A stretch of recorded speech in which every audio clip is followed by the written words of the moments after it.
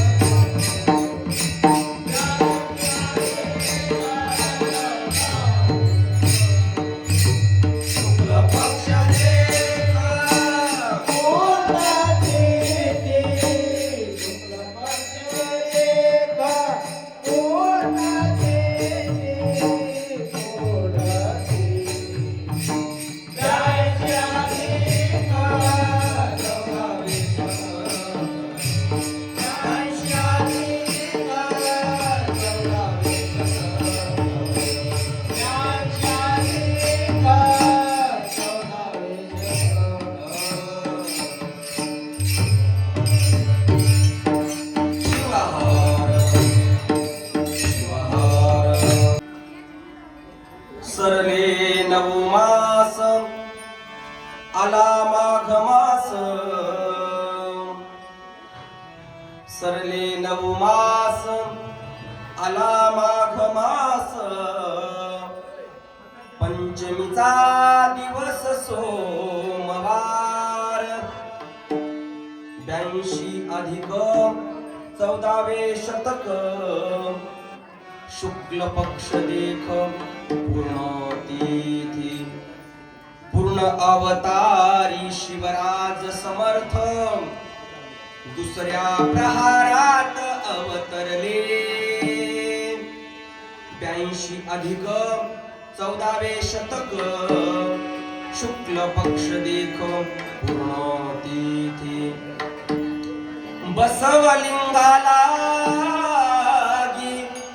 झाला हो आनंद, बसवलिंगालागी झाला हो आनंद, सुखाचा तो कंद आला आता, 82 अधिक 14वे शतक, शुक्ल पक्ष देख पूर्ण तिथी, शिवहार शिवहार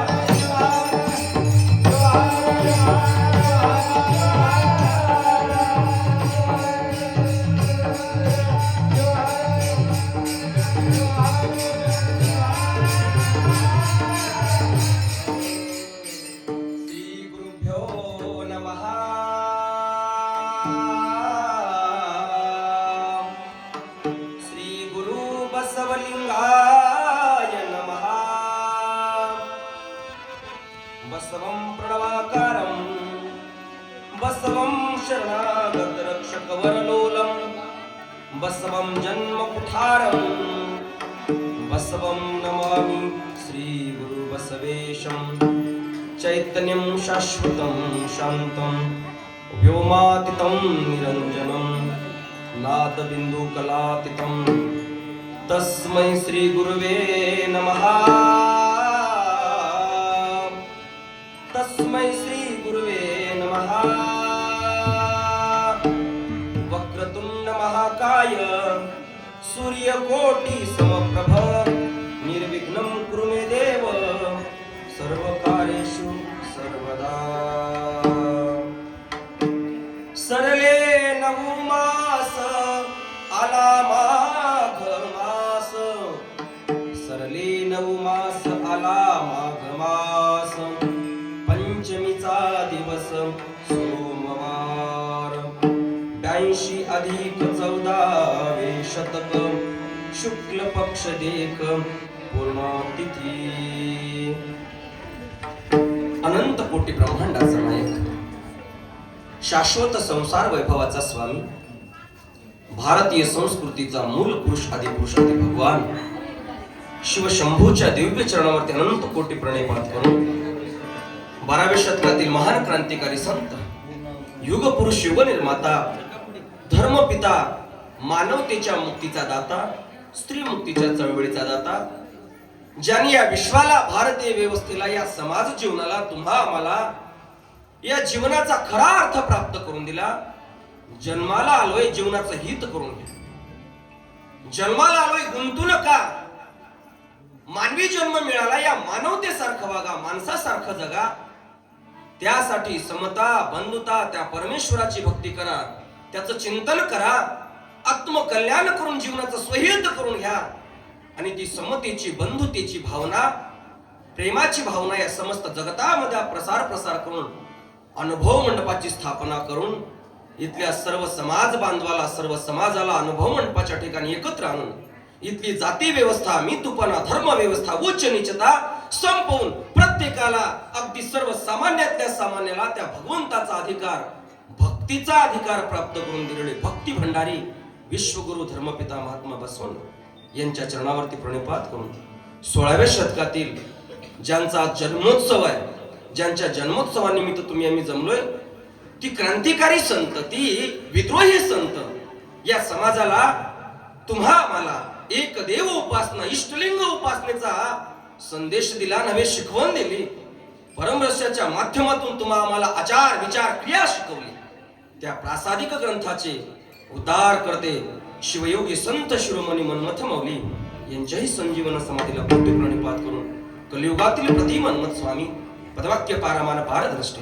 वसुंधरा रत्नशताय षडब्रह्म सद्गुरु शिवलिंग शिवाचार्य गुरु माऊली महास्वामीजी यांच्याही समाधीच्या चरणावरती अनंत कोटी प्रणिपात करून तुम्हा आम्हा सर्वांची गुरुवर्य सर्व गुरुवर्यांचाही हृदय मंदिरामध्ये स्मरण करून सेवेसाठी उपस्थित आदरणीय महेश्वर मूर्ती कीर्तनकार प्रवचनकार गायक वादक संत साधू मंडळी आदरणीय या सेवेसाठी उपस्थित असलेले गुरुवर्य ज्यांनी विना घेतलेला आहे आमचे महेश्वर मूर्ती परम आदरणीय संप्रदाय भूषण घाळेप्पा स्वामी चांदेगावकर चरणावर अनंत कोटी प्रणिपात करतो परम आदरणीय सर्व महेश्वर मूर्ती आहे त्यांचा काही गुरुवर्यांचा आम्हाला महाराजांचा परिचय नाही महाराजांच्या चरणावरती प्रणिपात करतो त्याचबरोबर आमच्या समता संदेश किंबहुना या चापोली ते कपिलधार या कपिलधारच्या दिंडीमध्ये दिंडी क्रमांक 9 या आपल्या समता नगरातली किंवा आपल्या या उदगीर मधली जी दिंडी आहे मोठ्या वैभवाला दिंडी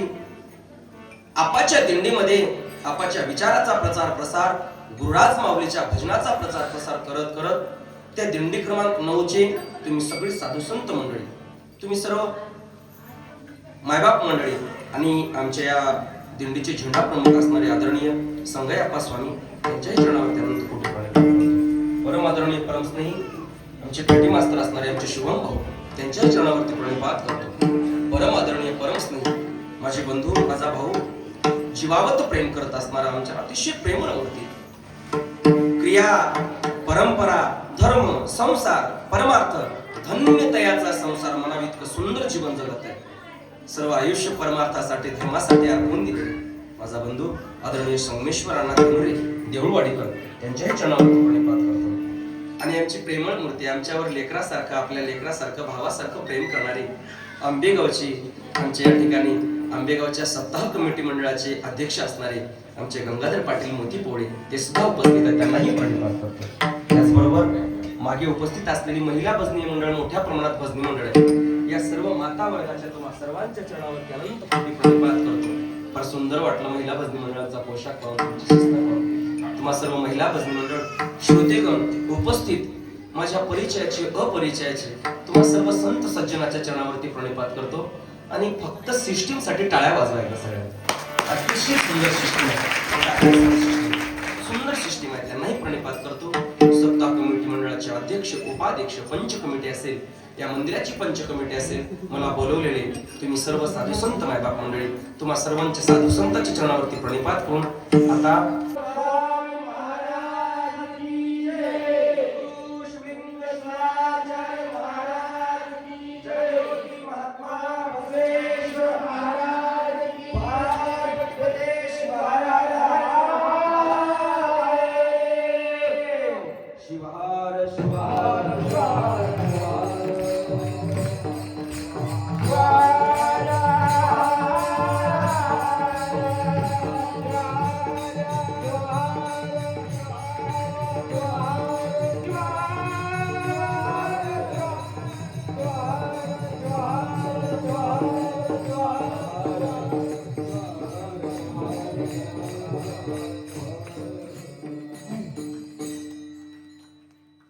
अतिशय मंगलमय प्रसंग आहे.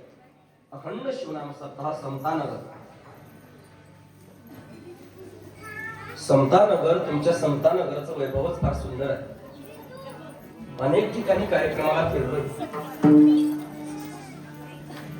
पण जी बसवण्णांनी सांगितलेली समता आहे ती समता इथं पाहायला भेटली नाही. समता म्हणजे जिथे भेद नाही, जिथे मितूपणा नाही, जिथे प्रत्येकात मनमथ माऊली दिसतात परमेश्वर दिसतो त्याचं नाव समता. आणि ही समता जी आहे परमार्थाचं मूळ बीज आहे, मूळ बीज आहे.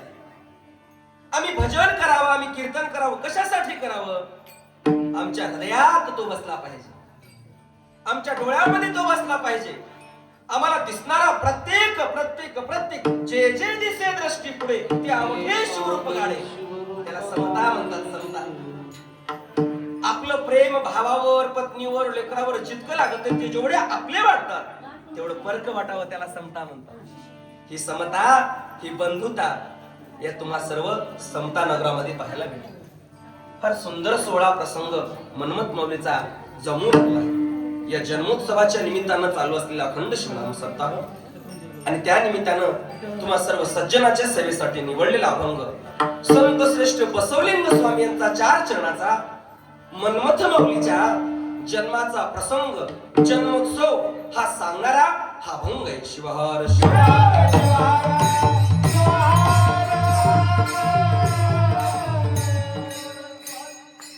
बसवलिंग स्वामींनी अनेक संतांचं चरित्र लिहिलं.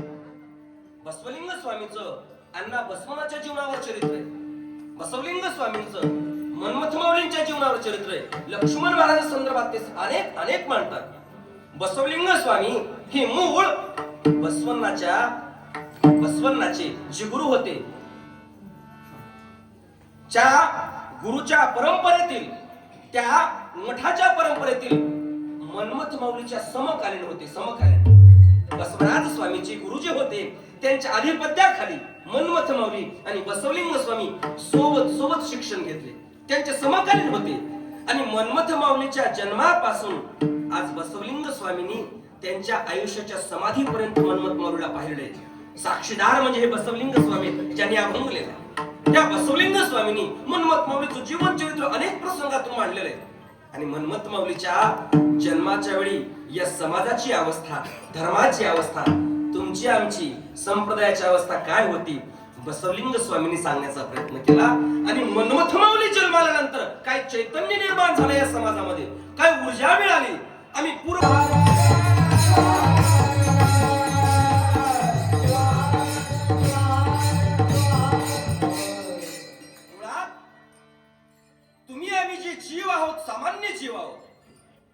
सामान्य जीवाला जन्माला येण्याचं आपल्या हातात नाही, मरायचं बी आपल्या हातात नाही. अनैच्छिक आहे, अनैच्छिक आहे. संतांचं स्वैच्छिक असतं, स्वैच्छिक. कधी जन्माला यायचं, कुठं जन्माला यायचं आणि कुठे कधी देह ठेवायचा, स्वइच्छेचा जन्म संतांचा जन्म. परेच्छा जन्म म्हणजे देवाचा जन्म. स्वइच्छा जन्म, परेच्छा जन्म आणि अनैच्छिक जन्म. अनैच्छिक जन्मातून म्हणजे आपल्याला कारण नसताना, आपल्या हातात नसताना जन्म मरण घेतो ते सामान्य. स्वइच्छा जन्म संतांचा आणि परेच्छा जीवन म्हणजे भक्तासाठी अवतार घेतात ते देव. आजचा जन्म स्वइच्छा जन्म संतांचा जन्म आहे. आणि जेव्हा जेव्हा संतांनी जन्म घेतला,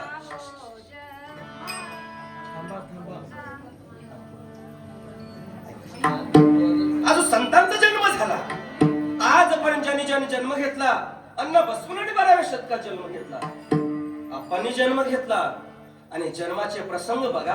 जेव्हा जेव्हा जन्म घेतला, मनमथ मारुली जन्म घेतला, त्या जन्माच्या वेळचे प्रसंग, समाजाची परिस्थिती बघा.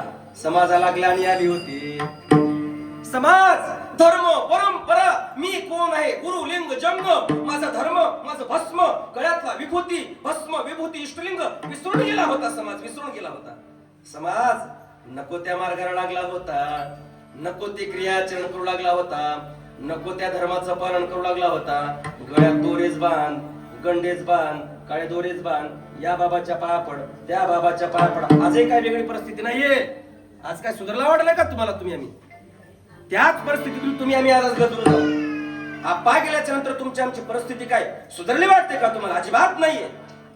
तुम्ही आम्ही ज्या परंपरेसाठी, ज्या जन्मासाठी, ज्या धर्मासाठी जन्माला आलोय आणि जे कार्य संतांनी साधून केलं, जागे झालो का? नाहीये. हीच परिस्थिती होती 12व्या शतकामध्ये. माणसाला माणसाचा विटाळ होता. माणसं सावलीचा विटाळ करायचे. सोडा देव, धर्म, पंथ, परंपरा, देवापासून, खऱ्या भक्तीपासून समाज दुरावला. आणि अशा सामान्यातल्या सामान्याला एखाद्याला वाटलं मी इष्टलिंग पूजा करावी, मी शिव शिव म्हणावं, भगवंताचं नामस्मरण करावं, मंदिरात जावं, त्याचं गुणगान करावं, चिंतन करावं, त्याचं नामस्मरण करावं. नव्हता अधिकार सर्वसामान्याला. एका विशिष्ट जातीकडं या भगवंताच्या धर्माचा, पोथीचा, पुराणाचा, शास्त्राचा अधिकार होता. बसवण्णा म्हणले, अरे बाबा, जगाला, या संसाराला जन्म घालणारा तो परमात्मा परमेश्वर एक आहे, सबका मालिक एक आहे. आणि मग त्याचा अधिकार सगळ्यांना का नको? जन्माला घालणारा तो आहे, मग इथल्या प्रत्येकाला त्याचं चिंतन करण्याचा अधिकार आहे म्हणले. आणि त्यासाठी जीवन जन्म घेतला. जन्म घेऊन झाला भक्ताचा हो जन्म, सुखी झाले त्रिभुवन. भक्ताचा जन्म घेतला, सुखी केलं जगाला, त्रिभुवनाला सुखी केलं. इथे समता दिली, बंधुता दिली, मानवता दिली, माणसाला खऱ्या धर्माची ओळख करून दिली. बाबांनो, या जगात देव धर्म थोडं बाजूला ठेवा, थोडं बाजूला ठेवा. माणसं म्हणून जन्माला आलोय तुम्ही, आम्ही माणसं म्हणून जन्माला आलोय. या देहाचं कल्याण करा, बाकीचे मंदिर सोडा, स्वतःचं मंदिर बघा. हे मंदिर आहे, हे मंदिर, देव हेच देवालय. काय बसवणे आम्हाला प्रक्रिया सांगितली? मंदिर सोडा, गावातले बाहेरचे. इथे देव राहतो, पण हा देव कधी मिळतो? मंदिरातला देव नंतर मिळतो, पण कुणाला मिळतो? पहिल्यांदा याला, या स्वतःच्या शरीराला मंदिर करा, तेव्हा मंदिरातला देव भेटतो. काय प्रक्रिया दिली? देह हेच देवालय. बसवण्णा म्हणतात, देह हेच देवालय, पाय माझे खामदान, निरधन मी काय करू. बसवण्णा म्हणतात वचनामध्ये, निरधन मी काय करू, धनवान बांधती देवालय. धनवान लोक, पैसेवाले मंदिर बांधतील, सोन्याचा कळस उभारतील, मोठमोठे ते विभूषण करतील, अभूषण करतील, वैभव करतील. देवा, माझ्याकडे पैसा नाहीये, माझ्याकडे संपत्ती नाहीये, माझ्याकडे सोनं नाहीये. देवा, मी माझं कष्ट करून जगतो, एवढा दरिद्री आहे, निर्धन आहे. मग देवा, तुम्हाला भेटणार नाहीस का? असं नाही म्हणले देव. मी पैशासाठीच असतो असं नाहीये, विचारतही नाही मी पैशाला. भक्त असो जो का, दरिद्री का, वृक्ष, त्या ते विरूपाक्ष भेट देतो.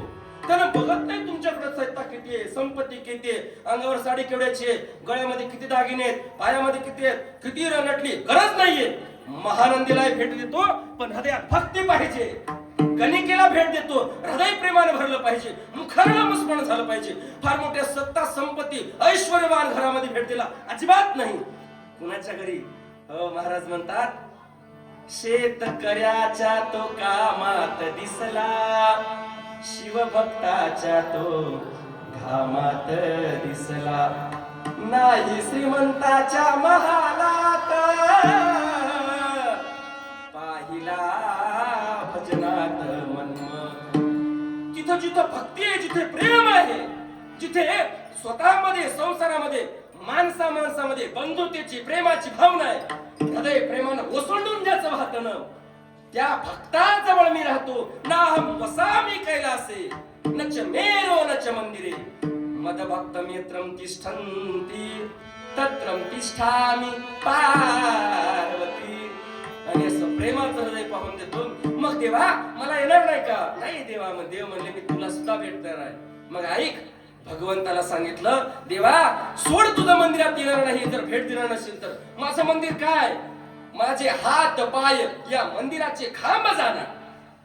डोके शिर आहे, शिर त्या मंदिराचा कळस जाणार. आणि या मंदिराच्या आत्म्यातला, या हृदय मंदिरातला आत्मलिंग भगवंता स्वतः तुझं रूप आहे. माझे हृदय भुवन करा फुले सिंहासन. हेच माझं मंदिर आहे. म्हणून पहिल्यांदा याला मंदिर करा, याला मंदिर, या शरीराला मंदिर करा, या देहाला देवालय करा. हे देवालय झालं ना, शरीर पवित्र झालं ना. माय बापानो, जगामध्ये देवाला मंदिरातून सोडून तुमच्या घरी यावं लागेल, तुमच्या जवळ राहावं लागेल. होवनिया वेळा भोवता भोवता होवनिया वेडा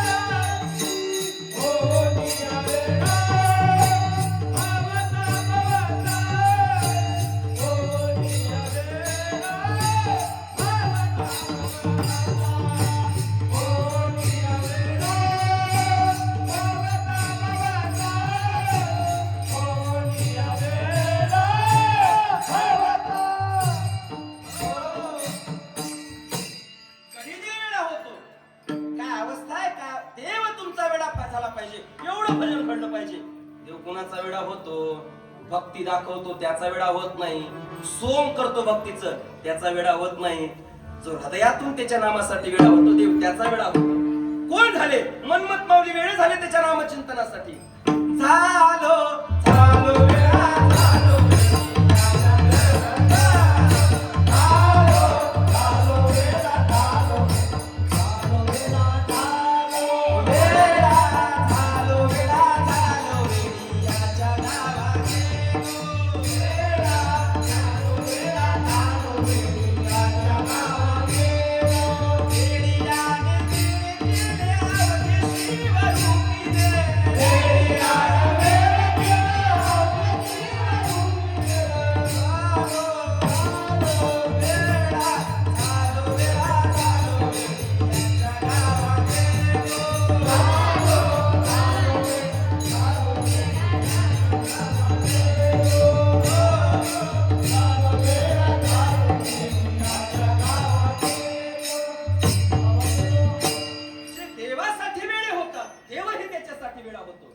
वेडे झाले आणि वेडे होऊन देवाचं नाम स्मरण करायला लागले.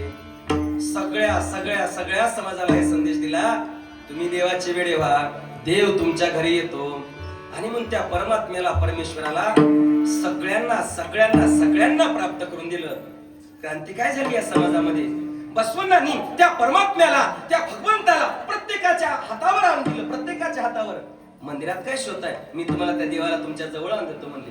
आणि बघा क्रांती काय झाली या ज्यावेळेस बसवण्णांनी देवाला तुमच्या आमच्या हातावर दिलं. काय क्रांती झाली? शिवहार शिवहार.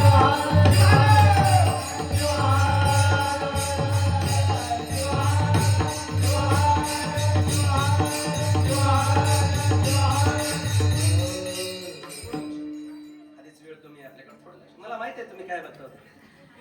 काहीच नाही, एखादी नवीन बायक, तुम्ही इकडे लक्ष द्या. आता बायका येतील, बसतील, श्रृंगार करतील, चांगलं आहे, वैभव आहे, खूप छान आहे ते.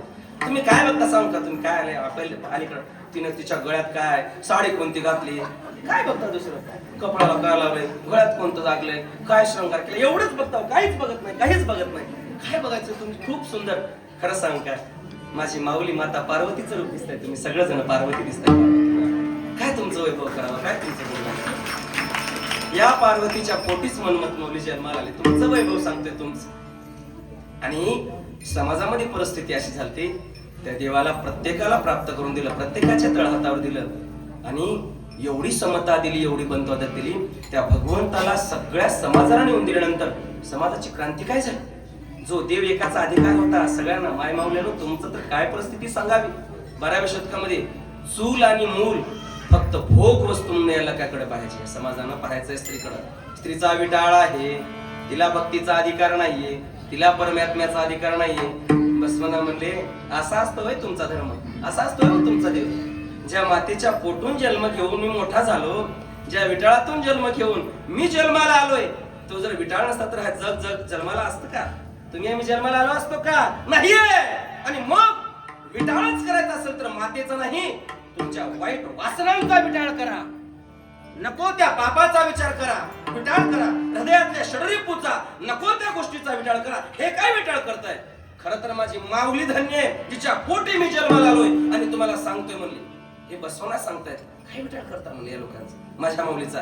आणि वयाच्या 7व्या वर्षी 8व्या वर्षी स्वतःला मुंज नाकारली आणि मातेसाठी, केवळ बहिणीसाठी, अगोदर या मातेला, या माऊलीला माझ्या भगवंताच्या भक्तीचा अधिकार द्या, त्यानंतरच मला तुमचा धर्म प्रिय आहे, मान्य आहे म्हणले. धर्माचा अधिकार दिला नाही माऊलीला.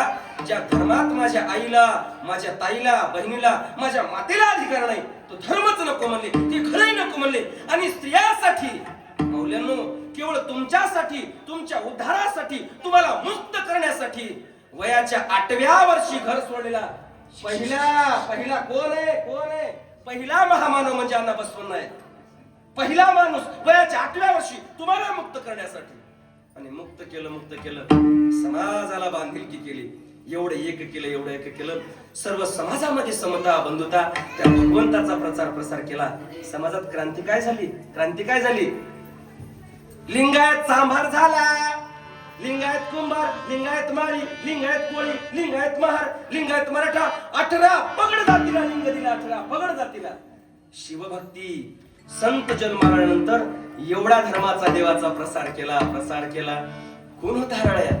गावाच्या बाहेर पूर्वेकडून हरळ्याला सांभार आसोनी हृदयी लाविला, शरणार्थी घालुनी शरण तो केला, समतेची दुनिया सारी हो, समतेची दुनिया सारी. बाई माझ्या ग, खरंच बाई माझ्या ग, बसवाची काय सांगू थोरी. बाई माझ्या ग, मनमथाची काय सांगू थोरी. काय त्याची थोरवी काढावी, काय त्याचं गुणगान करावं. सर्व समाजाला, सगळ्यांना भक्तीचा अधिकार प्राप्त करून दिले. प्रतिक्रांती झाली, पुढील संगमला ऐक्य पावले. मग प्रतिक्रांतीनंतर, बसवण्याच्या नंतर 400 वर्षे गेले. 400 वर्षापर्यंत मग भक्ती, मग शिव, मग इष्टलिंग, मग परमरहस्य, मनमथ माऊलीचा गाथा, अण्णा बसवण्याच्या विचाराचा गाथा. भस्म हरवलं, गळ्यातला लिंग हरवला, शिवभक्त शिवभक्तीचा मार्ग सोडले आणि नको त्या धर्माच्या पाठीमागे लागले. इथे परक्रिय आक्रमण झाले, इथे मुघलांचे आक्रमण झाले आणि मुघलांनी इथं उभं राहून छातीवर पाय देऊन इष्टलिंग काढून घेतला. इष्टलिंग बघा, म्हणायचं असेल तर माझ्या माग म्हणा, माझा देव म्हणा. आणि मग हळूहळू भीतीपोटी समाज इष्टलिंग देव पूजा शिवभक्ती लोप झाली. आणि मग अशा विषम परिस्थितीमध्ये या जगाची मूळ भक्ती, खरी भक्ती, ज्या भक्तीची, ज्या देवाची भक्ती कुणी केली? ब्रह्मा विष्णू इंद्र चंद्र. ब्रह्मा विष्णू आणि इंद्र आदी सुरवर करीती सत्कार बहुत्याचा. ऋषी मुनी योगी साधन सिद्धार्थ गाती विश्वनाथ सर्व काळ. 18ही पुराणे शिवलीला गाती ऐसा उमापती समर्थ जो. आणि या ब्रह्मांड नायकाची ज्यानं संसार जन्माला घातलं, ज्यानं हे विश्व निर्माण केलं, त्याची भक्ती संपली, त्याचं भस्म संपलं, त्याचं गुणगान संपलं, त्याचं नामस्मरण संपलं. मग आता काय होईल? जेव्हा अधर्म होईल आणि असं शिवभक्ती संपायला जाईल, त्यावेळी संत जन्म घेतील, म्हणले आचार्य जन्म घेतील, सद्गुणात जन्म घेतील, महामानव जन्म घेतील. आणि अशा विषम परिस्थितीमध्ये माणसापासून दूर गेले, भक्तीपासून दूर गेले, खऱ्या धर्मापासून दूर गेले. परिस्थिती काय झाली? शिवभक्ती लोप झाली, विश्व शिवमय केले. लोप झाली, शिवभक्ती लोप झाली. आणि अशा वेळी या जगामध्ये या नेकनूर गावामध्ये एक स्त्री आली, माऊली होती. ज्या माऊलीचं नाव होतं माता पार्वती. पार्वती माता म्हणली, कसं होईल या समाजाचं? यांच्या देहाचं कल्याण कोण करील? या लोकांच्या जीवाचा उद्धार कोण करील? आता यांना कोण वाली आहे? कोण वाली? बारे मनमथा, रे मनमथा, तुझ विनाता कोण?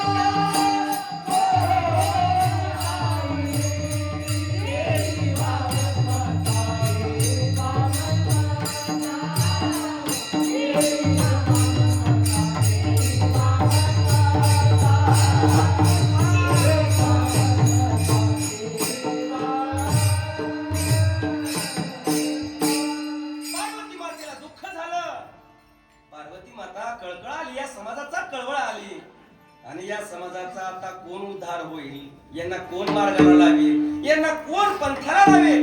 यांचा काय होईल समाजाचं? आणि आता माता पार्वतीनं डोळे झाकून त्या भगवंताचं स्मरण केलं. म्हणायला लागली, येई बा मनमथा, येई बा मनमथा, तुझ विनाता कोणी नाही. कोण आहे तुझ्याशिवाय करणार आता मनमथा? कोण? माऊलीला कळवळा आला, माऊलीला दया आली. संत त्यालाच म्हणतात ज्याला जगाचं दुःख पाहून हृदय पिळून निघतं, त्याला संत म्हणतात. तुम्हा आम्हाला आपल्या घराच्या बाहेर पडायचे आपला अधिकार नाही, आपण बघू शकत नाही. आपला कळवळा कोणाचा येते? लेकराचा येते, बायकोचा येते, मायबापाचा सुद्धा कळवळा येत नाही. आपला घराच्या बाहेर काय चाललंय हे पाहण्याचे आपला सामर्थ्य नाही. कधी समाजाचा कळवळा यावा, कधी गावाचा कळवळा यावा, कधी धर्माचा कळवळा यावा, सत्याचा कळवळा कधी यावा? येऊ द्या कळवळा या धर्माचा, या परमार्थाचा, या भगवंताच्या भक्तीचा. देव मिळेल मायबापांनो, देव मिळेल. आज काय परिस्थिती झाली या समाजामध्ये? कोणी का साध्य करणार, कोणी का दिंडीला जायनात, कोणी का कसे करणार. काय आनंद वाटतो, काय आनंद वाटतो. का आमचे महाराज दिंडीने येतात, तुमच्या समतानगरची दिंडीने ते मनमथ माऊलीला किती प्रथम पारितोषिक 2 वर्ष मिळालं. 2 वर्ष काय शिस्त आहे तुमची. ह्या कळवळा आहे धर्माबद्दलचा, समाजाबद्दलचा. काय कमिशन आहे काय महाराज? काही नाहीये. का नाहीये? नकोय कमिशन. एकच कळवळा आहे. राष्ट्रसंतांना काय कळवळा आहे? काय जमा करायचं होतं का? नाहीये. काय ठेवायचं होतं का? एकच कळवळा, समाज मोठा व्हावा, यांना गुरु कळावा, लिंग कळावा, जंगम कळावा, जीवनाचा उद्धार व्हावा, म्हणून पदयात्रा चालू केली. शिवहार शिवहार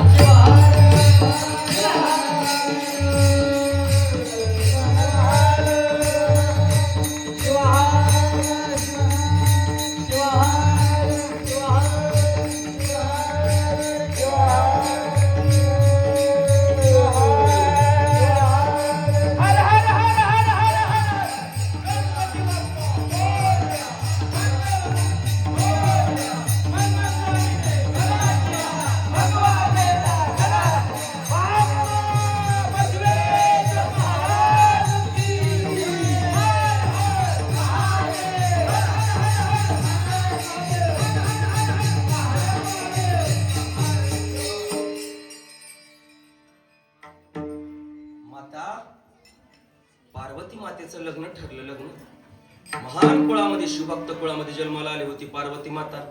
लग्न ठरवलं आणि लग्न कुणासोबत? कळंब गावीचे शिवलिंग स्वामी भक्ती अभिनव तयागी.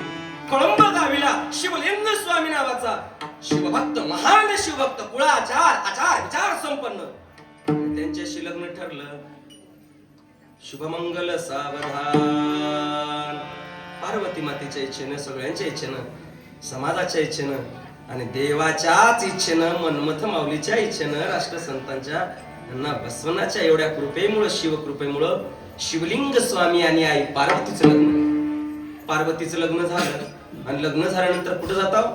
सासरला जाताव. सासर कळंब.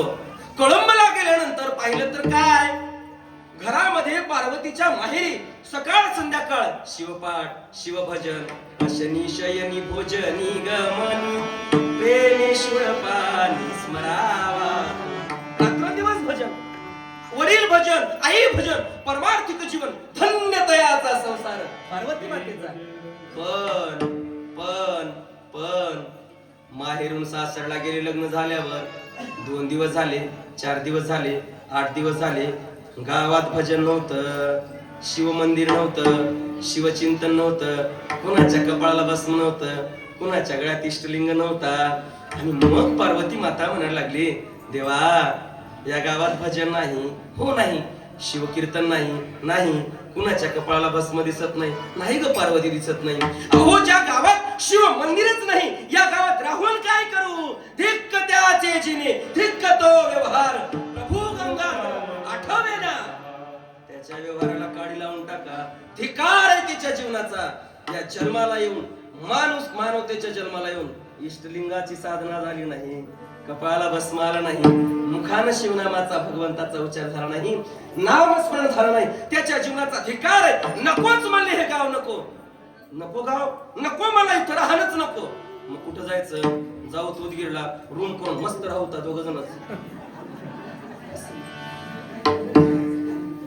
गावामध्ये कर म्हणा, खेड्यामध्ये कर म्हणा, सासू नको घरामध्ये, बाप नको, सासरा नको. एका गावाला कीर्तनाला गेल्यावर म्हणली, महाराज आमची मुलगी लग्नाची आहे. नाही बरं झालं की म्हणून, एवढं फिरला अजून कोणीच म्हणा नाही माझी मुलगी लग्नाची. जिथं गेली ते एकच आहे, आमचा मुलगा लग्नाचा आहे, आमचा मुलगा लग्नाचा आहे, आमचा मुलगा लग्नाचा आहे. पहिली माऊली भेटलीस नाही म्हणलं, मुलगी आहे लग्नाची. हो महाराज मुलगी आहे. मी म्हणलं काय अपेक्षा, कसं लग्न? काही नाही म्हणली महाराज, थोडक्या अपेक्षा सांगा. म्हटलं काय अपेक्षा आहे? महाराज मुलगा नोकरीला असावा आहे. म्हटलं नोकरीला काय? कलेक्टर आहे. म्हणलं सांगा पुढं. काय नाही म्हणली, एक 25-30 एकर जमीन असावं. 25-30 नाही 100 एकर जमीन आहे म्हणलं. घर बांधलेलं असावं, बघल तसा घर आहे म्हणलं. प्रत्येक तालुक्याला प्लॉट आणि घर आहे म्हणलं. काय सांगता म्हणलं, ते घराचं किती वाढ येतं की मला घर. महाराज मग त्या घरामध्ये भांडे धुवायला बाई असावं. हाय म्हणलं, 4 बाय आता म्हणलं. धुणं धुवायला बस बाय, धुणं धुवायला आहे, फरशी धुवायला, चहा करायला बाई. म्हणलं पुढं सांगा म्हणलं काय पाहिजे. एवढं आहे काय? कलेक्टर आहे म्हणलं, कलेक्टर जिल्ह्याचा काय कमी आहे? महाराज म्हणलं एवढं सगळं आहे काय? हो म्हणलं. अजून काय? सांग काय मग सांगा म्हणलं अजून. फक्त एकच अपेक्षा आहे म्हणलं. काय महाराज एकच अपेक्षा आहे. महाराज म्हणली एवढं सगळं असल्यावर मुलाला माय बाप नसावे म्हणले. काय म्हणले माझी लेक आणि माझा जावाई राजा राणीचा दोघाचाच कारभार घरात असावा. बोलायला सासू नसावी, सांगायला सासू नसावी, सासरा नसावा. दोघांनाच सुखाचा संसार करावा. आमच्या दोघाचा संसार, त्या दोघाचा संसार असावा म्हणली. मी मला अजून काय जर मला आबाळातून जेव्हा पडल तेव्हा तुला सांगतो म्हणा. आमच्या अपेक्षा आम्हाला खेड्यात राहवट ना, सासू सासऱ्यासोबत राहवट ना, प्रेमानं सगळ्यासोबत गुणगान, सगळ्या मोठ्या परिवारामध्ये सगळ्यांची सेवा करा वाटत नाही. मग आम्ही म्हणलो आता नको मला, मग कुठं जाऊ उदगीरला रूम करून राहू, दोघच राहू. यासाठी असा नाशवंत कळवळ आला नाही मला. कोणा पार्वती मातेला हे गाव नको म्हणली, पण का नको?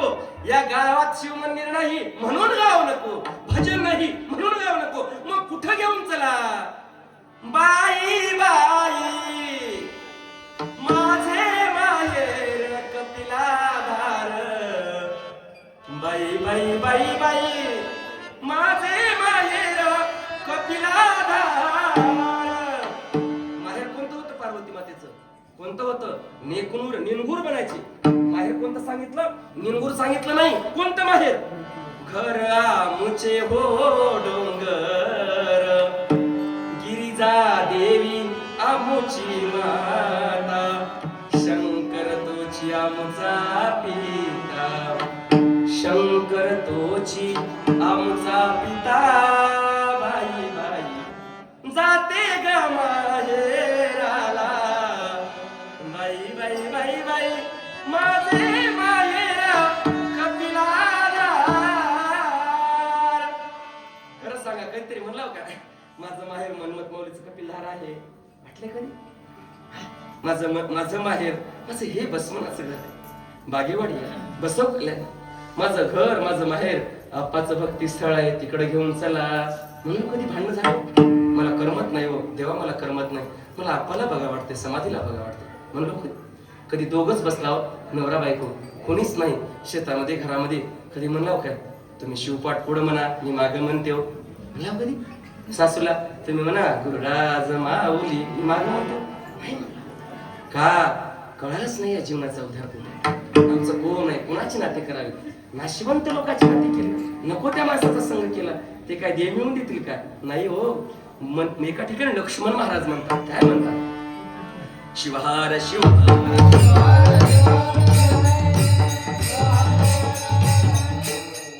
नाशिवंत लोकांची संगती करू नका, वाईटांची संगती करू नका.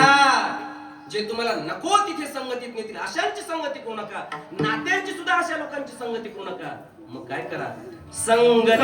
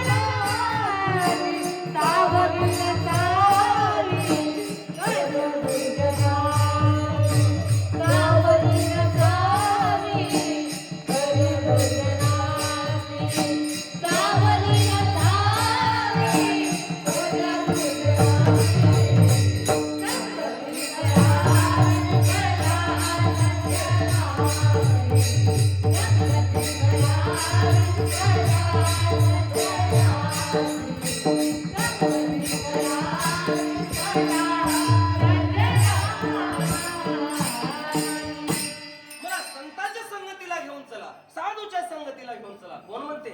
पार्वती माता विनवते, पतीला विनवते, शिवलिंगाला विनवते, संगती करावी सदा सज्जनाची. आणि सज्जनाच्या संगतीला कुठे आहे? कुठे आहे? एकच आहे, तिचं नाव आहे कपिलधार. होती नाग वाग बाबा दिनोतार, दिनाचा उद्धार शिवलिंगेश्वर. पत्नीला घेतलं आणि कपिलधारला आले. दिनोतार बाबा नावाचा महान संत योगी शिवभजन, शिवपूजा, सकाळ संध्याकाळ पूजा करायची, जप करायची. आणि आजूबाजूला कपिलवाडी, नेकनूर, बाजूच्या परिसरातली 7 लोक, सामान्य संसारी लोक त्यांच्या दर्शनाला यायचे. रोज प्रवचन व्हायचं, रोज कीर्तन व्हायचं, सेवा करायची. दोघालाही करमू लागलं. आणि एका दिवशी प्रवचन चालू होतं. पार्वती माता पुढे बसले आणि पार्वती माता समाज पुढे बसले असताना दिनोदार बाबांनी म्हणून केले, बघा एखादी वेली भरपूर वाढली, झाड भरपूर वाढलं, वेली वाढली, वेलीला भक्कळ वाढून, खूप वाढून फुल लागलं नाही, त्याला फळ लागलं नाही, त्या वेलीचं, त्या झाडाचं जीवन निरर्थक आहे. तसं सौभाग्यवतीचं, माऊलीचं, त्या माऊलीच्या जर पोटाला लेकरू आलं नाही, बाळ आलं नाही, शास्त्र म्हणतं तिचं जीवन निरर्थक आहे. शब्द सर्र करत गेले, बाणासारखे पार्वती मातेला लागले. पार्वती मातेला दुःख झालं आणि वचन ऐकून, संतांचं वचन ऐकून, संतांचं ते बोल ऐकून पार्वती माता रडायला लागली. महाराज, पार्वती माता देवा पुढे स्मरण करते, काय म्हणते? देवा, काय माझा गुन्हा पासी शंकरा, काय माझं चुकलं भगवंता, मी कुठं चुकले, काय माझं चुकलं? आणि त्या भजनामध्ये तल्लीन झाले. एकदा भजन करा, शिवहार शिवहार.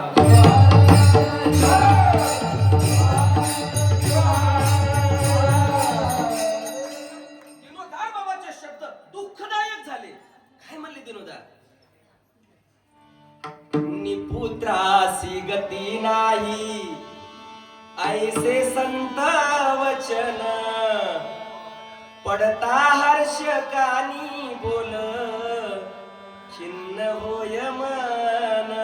पार्वती माता देवाला विनवणी करते, देवोनिया पोटी संतान फुलवी जीवनाला, काय गुन्हा केला मी तुरे रागावला, माता ती पार्वती विनवी नागेशाला, काय गुन्हा केला मी तुरे रागावला. देवा, काय माझा गुन्हा, काय चुकले? शिवरात्री कधी कमी पडले नाही, भजन करण्यास कमी पडले नाही, सकाळपासून संध्याकाळपर्यंत उंडे खाय, लाडू खाय, गुलाब काय ते केळं खाय, साबुदाण्याच्या पापड काय, अशी शिवरात्री तर केली नाही. नुसती निरंकाळ शिवरात्री केली. देवा, तुझं भजन केलं, दाखवण्यासाठी केलं नाही. देवा, मी कुठं कमी पडले? ती हाक माऊलीची भगवंताच्या कानावर घेतली. देवा, मला लेकरू देशील ना, माझ्यासाठी नको देवा. बघ या समाजाचं, बघ या लोकांकडे, बघ या समाजाकडे, बघ धर्माकडे, बघ ग्लानी आली, खरं आता तुझा गरज आहे तुला येण्याची. मातेची हाक ऐकली आणि हाक ऐकून भगवंताला यावं लागलं आणि भगवंताला पार्वती मातेच्या उदरात प्रवेश करावा लागला. पार्वतीचा पुत्र षडानन ज्ञानी कार्तिक स्वामीला साक्षात माता पार्वतीच्या पोटी गर्भावस्थेत जाऊन राहावं लागलं. पोटाची लक्षणं दिसू लागली. आता पार्वती मातेला कळाले, गर्भवतीची लक्षणं लागले. माऊलीला आता कळू लागलं, माझ्या पोटात बाळ आहे. आणि मग आता काय लागते त्याला, काय म्हणतात त्याला? डोहाळे काय लागले? भीतीच्या भीती उकरून खाय, शेतातली माती खाय, बोर खाय, चिचा खाय, आंबे खाय. काय डोहाळे लागले? डोहाळ्याचे असं नाही हो. ऐका, पार्वती मातेचे डोहाळे काय? पार्वती माता म्हणते, पार्वती मातेचे डोहाळे, हृदय मंदिरी साठविला देव. काय डोहाळे पार्वती मातेचे? भगवंता, माझ्या हृदय मंदिरामध्ये या. डोहाळे माझ्या मुखी शिव शिव. देवा, तुम्ही प्रवेश करा, तुम्ही माझ्या पोटाला या. भगवंताच्या भजनाचे डोहाळे लागले, भगवानाचे. म्हणून माऊलीनो, गर्भावस्थेमध्ये त्या भगवंताचं स्मरण करा. मन्मथ मौली पोटाला जन्माला येतील, मन्मथ मौली आप्पा पोटाला जन्माला येतील. राष्ट्रसंत छत्रपती त्याच संस्काराचं तुमच्या आमच्या पोटाला बीज येईल. हे काय सांगावानी नाही, शास्त्र सांगतं रोपिले ते वर आले तैसे फळ प्राप्त.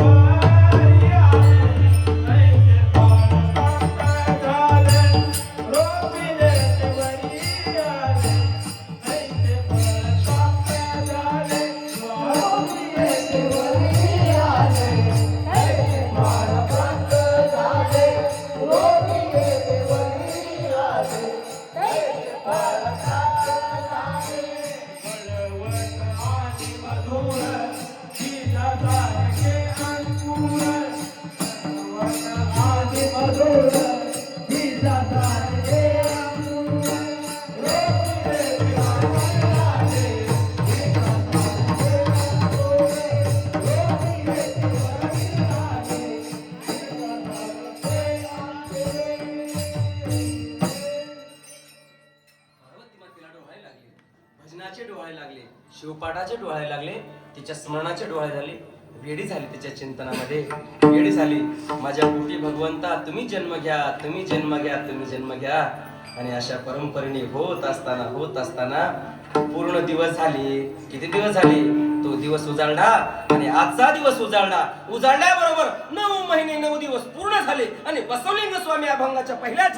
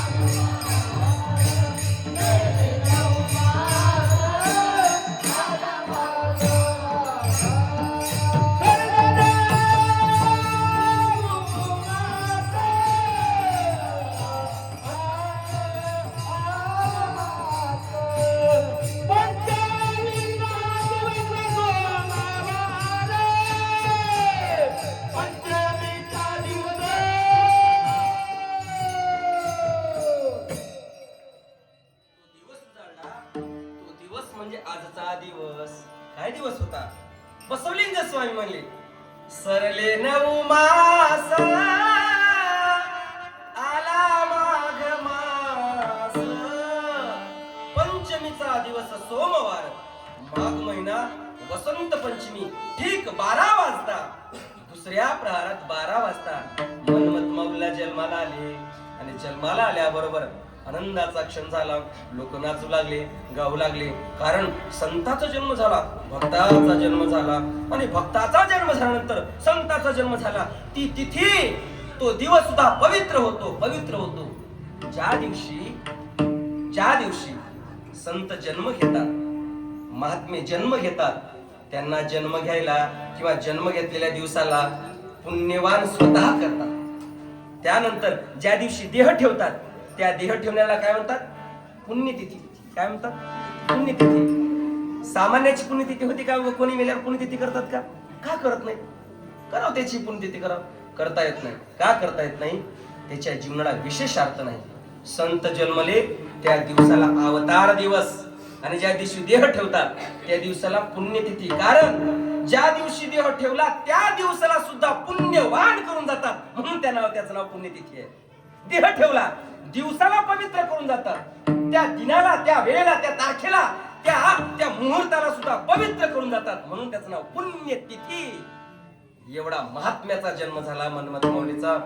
जन्म झाल्याबरोबर तो जन्माचा काळ होता 20 फेब्रुवारी 1640 हा दिवस. काय डेट आहे? 20 फेब्रुवारी 1640 म्हणजे माघ मास वसंत पंचमी या दिवशी. आणि महाराज म्हणले ती शक्य काय होती अभंगाच्या दुसऱ्या चरणामध्ये.